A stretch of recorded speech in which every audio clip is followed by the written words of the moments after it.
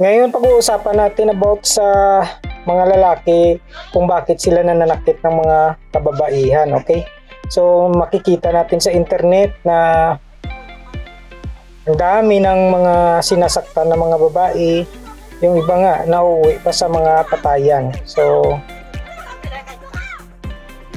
ano-ano nga ba yung mga dahilan? So bibigyan ko kayo ng first reason, 90% out of 100. It's about cheating, no? Yung babae nag-cheat, yun ang nangyayari. Minsan nauuwi sa malalang pangyayari. As I said, pamamaslang, yung pagkitil ng mga buhay. So unang-una yan, 90% of the time yun yung dahilan. Pangalawa, ang pagiging bastos ng babae. Kapal na mukha nyo, mga manluloko pamilya nyo. Kapal na mukha nyo, mga sinungaling, naniniwala kayo sa sarili nyong kasinungalingan. Hindi ka napapagod? Kasi sir, sumusobra na sila sir. Hindi ka napapagod sa kakasalita? Napapagod din sir, pero nilabas ko na. Maraming mga babae kasi sobrang bastos. Pagdating sa kanila, parang hindi na nire-respeto yung mga kalalakihan. Nag-iinom sa barkada. Pagbigyan nyo lang minsan, wala ko yung problema kasi gusto din naman nilang mag-enjoy kahit pa konti-konti. It's because yung kasama nila, mga kalalakihan lang din naman. So, pagbigyan nyo na kasi nga minsan yung mga pinag-uusapan nila, mahalaga din yan para sa ikaangat ng pamumuhay ninyo. They are talking about business or etc.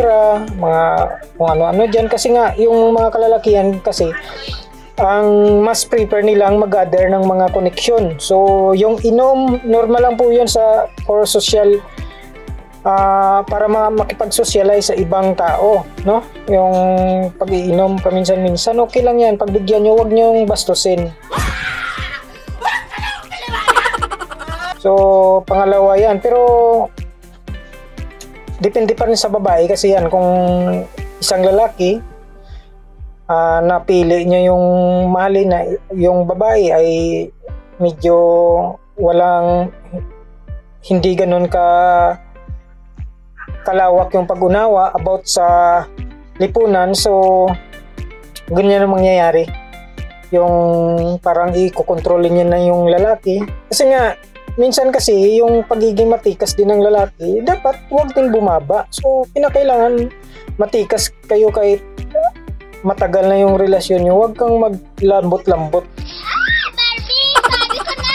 Kasi nga, maramdaman niya ng babae. Diyan yan mag-umpisa yung i-attempt niyang manipulate o kontrolin ka. So, as much as possible, be a man of your words. No? So, kung may mga sinasabi ka para hindi mawala yung tikas mo, pag may sinasabi ka, panindigan mo para ang babae tingin sa'yo ay talagang sobrang tikas o hindi na sila irerespeto kanila pag ganyan ang ugali mo. Ang problema lang kasi kung may binitawan kang mga salita sa kanila din ilang beses na failed, so prone ka na yan sa nabastusin nila. So pangatlo, yung addict, yung na-involve sa sugal at na-involve sa drugs yung lalaki. So, magbabago rin po ako, kaya lang hindi po siya ngayon. Kailan? Baka bukas, siya makalawa.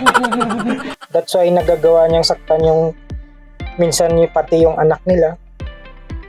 At delikado yun.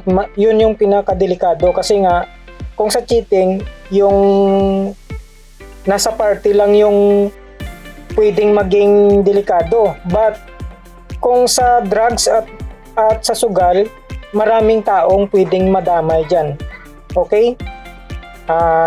First of all, kung mainitin yung ulo ng asawa nyo at nauwi sa sakitan, so either nagda-drugs yan or na wala ka man lang ginawang kasalanan sa kanya, so yun bantayan nyo, either nagda-drugs or nagsusugal.